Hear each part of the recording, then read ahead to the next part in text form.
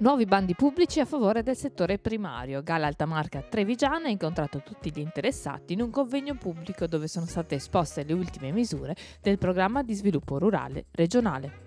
Aiuti per quasi 92 milioni di euro destinati a sostenere gli investimenti delle aziende agricole, ma anche l'insediamento di nuovi agricoltori e ai progetti destinati alla diversificazione delle attività da parte delle aziende agricole. Nel territorio, dopo il riconoscimento UNESCO, si è creato anche una grande aspettativa e una grande speranza, e quindi è opportuno proprio con questa iniziativa mettere a conoscenza tutto il territorio di quali sono le disponibilità finanziarie, e così con la conoscenza ognuno poi può progettare e pensare.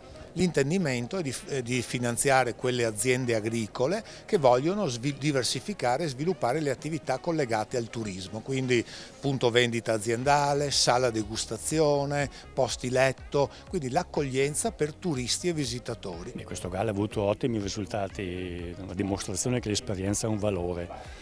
Questa sera viene divulgata un'opportunità che si collega pienamente con il riconoscimento dell'UNESCO del nostro territorio, la possibilità per le aziende agricole di ampliare i loro servizi attraverso il potenziamento delle ricettività sostenuto dai finanziamenti regionali. Finanziamenti di quali è possibile godere anche grazie alla vicinanza e all'impegno di istituti bancari radicati nel territorio.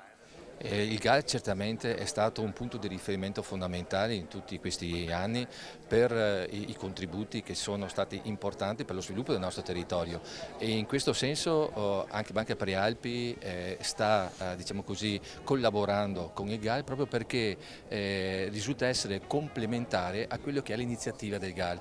Faccio un esempio semplicissimo: è importante riuscire ad contribuire nei confronti chiaramente dei clienti tra l'attribuzione del contributo e quando sarà l'incasso. In questo momento transitorio c'è un periodo finanziario importante che può essere tranquillamente sostenuto e anche percorso da parte dei clienti grazie al contributo che può avere Banca Prealpi.